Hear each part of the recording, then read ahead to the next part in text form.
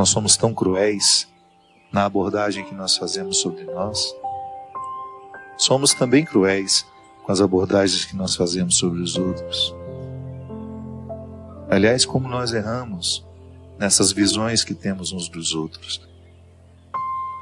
A gente facilmente se apressa em julgar, em dizer que o outro é assim, assado. Não sabemos nada. O que eu vejo do outro é um fenômeno. É fenomenologia, é aquilo que se manifesta diante de mim. Mas aquilo que o outro se manifesta é tão pouco do que ele é. Às vezes aquilo que eu estou conseguindo ver é o contrário do que ele é. Porque às vezes uma pessoa está sendo agressiva porque ela precisa ser amada, e eu acho que ela é a pior pessoa do mundo porque ela é agressiva. Mas no fundo é uma pessoa que precisa ser amada. Então o que eu vejo não corresponde à verdade.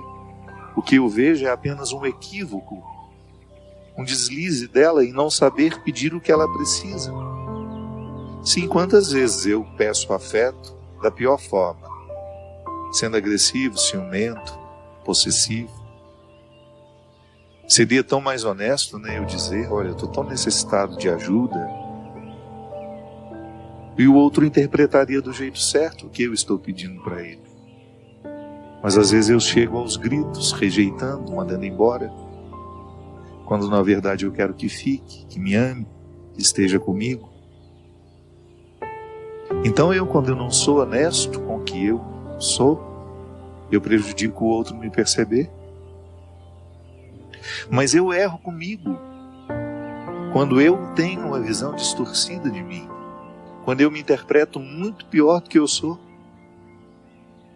E é interessante que uma pessoa que é pessimista em relação a si, a primeira coisa que ela expulsa dela é a possibilidade dela ser amada por Deus. Ela tem muita dificuldade de acreditar que Deus a ama, e muito menos que Deus a habita. Pensar isso, né? Eu sou um sacrário. As pessoas vão à igreja, elas reverenciam aquele sacrário que está ali, porque a Sagrada Comunhão está ali, a Sagrada Eucaristia está ali.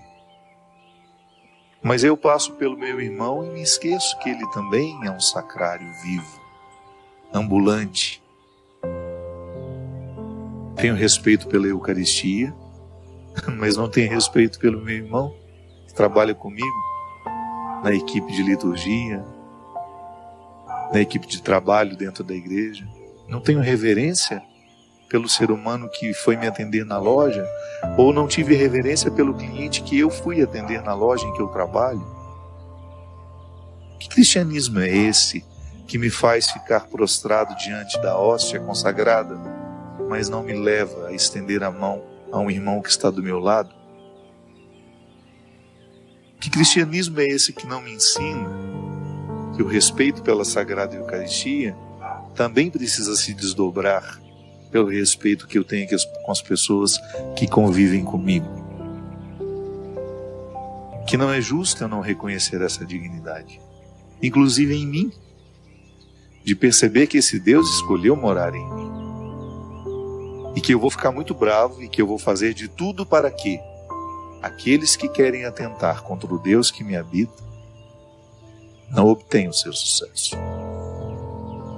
Eu não quero a profanação do outro, da mesma forma como eu não quero profanar ninguém. Não quero profanar a sacralidade do outro, e não quero que o outro profane a minha sacralidade. Por isso zelarei para que as pessoas que têm acesso a mim deem os seus primeiros passos na minha direção, sabendo que sou um homem sagrado, mesmo que eu não fosse padre. Eu sou um homem sagrado, desde menino.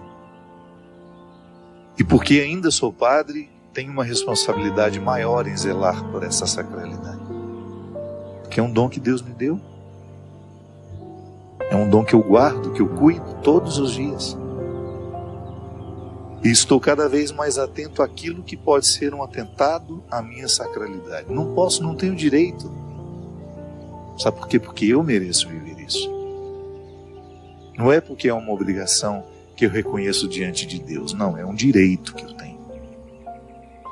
Eu tenho feito de tudo para que aqueles que são evangelizados pelas minhas palavras descubram isso.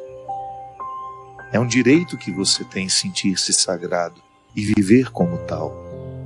Pensar-se como sagrado. Sentir-se como sagrado. Agir como sagrado. Porque essa sacralidade, ela é irrenunciável.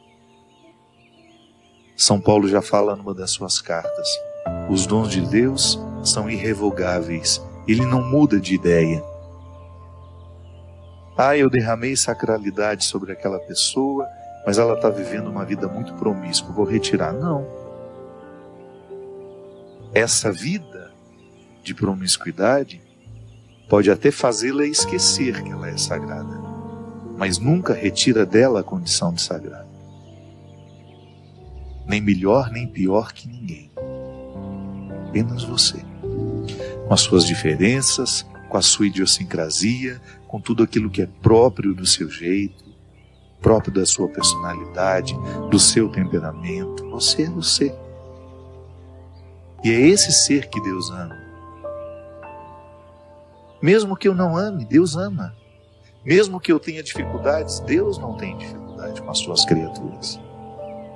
Você pode até ter com Ele, mas Ele não tem com você. Por isso que é tão simples a conversão.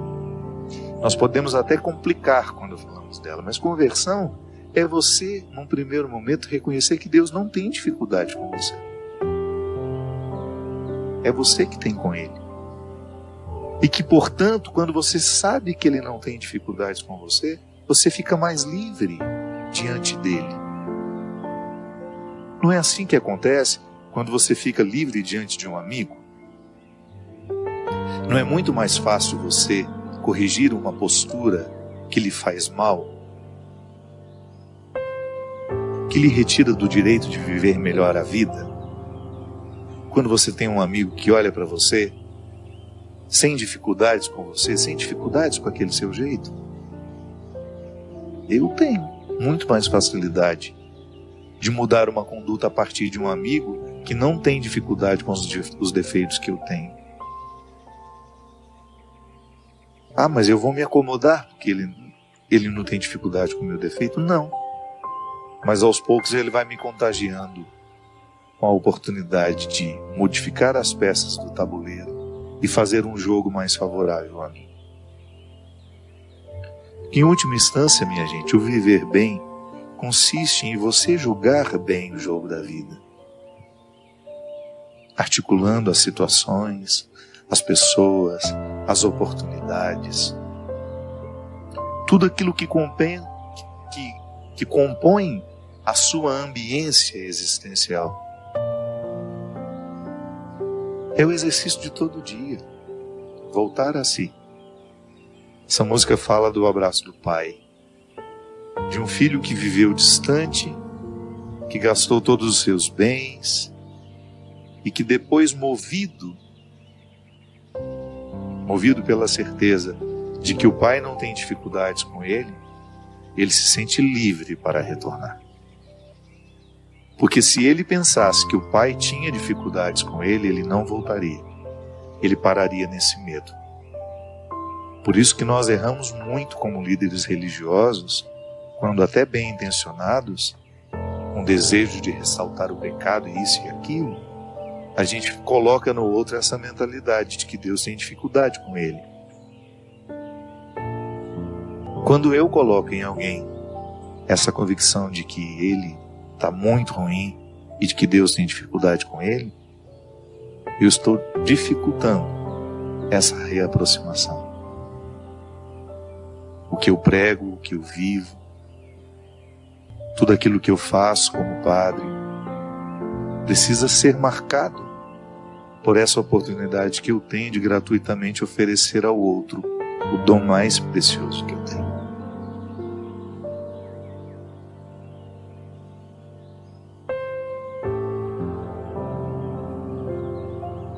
Motivação cristã. A Deus toda glória e louvor.